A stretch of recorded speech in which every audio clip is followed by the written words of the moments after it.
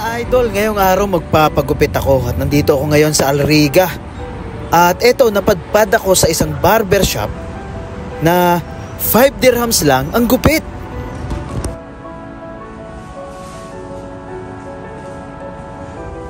At dito, nakilala ko itong si Idol. What's your name, kuya? Bua Mama. Ha? Bua Mama. Bua Mama? Yes. From Algeria. Ah, first time I met Algeria. Yeah. Tamas lang, ha? 3 taon na daw siya nagtatrabaho dito sa barbershop. Tulad ng mga barberong nakakasalamuha ko sa tuwing nagpapagupit ako, nagkakwentuhan kami tungkol sa buhay-buhay, lalo na sa pagiging trabahador dito sa Dubai.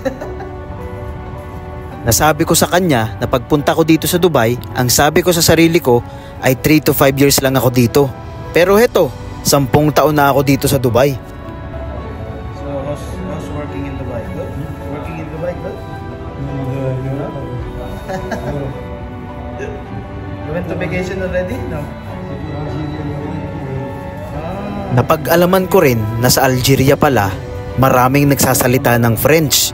Marami daw French doon, sabi niya. So you know French? French. Bonjour. No? Gaya nating mga Pilipino, nagpunta daw siya dito kasi maganda daw yung sweldo. Kaso lang, ang kaibahan, dito maganda raw ang sweldo, pero malaki rin ang gastos. Mahal ang bayad sa bahay, sa tubig, kuryente at marami pang iba. Pero sa Algeria daw, maliit ang sahod, pero mabubuhay ka dahil mura yung lahat. Mura yung kuryente, mura yung bahay. Mayroon pa nga daw siyang 3 apartment doon eh. Salary in Dubai, good. But food, room rent is not good. Not good, yeah. But in Algeria, salary not good, but everything no problem. Yes. Same Philippines. Same Philippines, yeah. Like that also. Marami pa kaming napag-usapan, pero yun nga, nakita ko sa kanya na kagaya nating mga OFW, nagsusumikap din sila na magsakripisyo sa ibang bansa para makapag-provide doon sa pamilya nila sa sarili nilang bansa.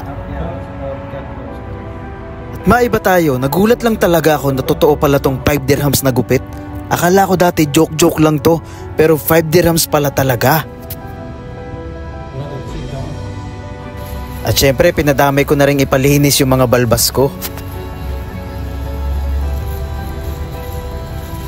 At yan, natapos na ang aking 5 dirhams na gupit, natapos na rin ang aming masayang kwentuhan.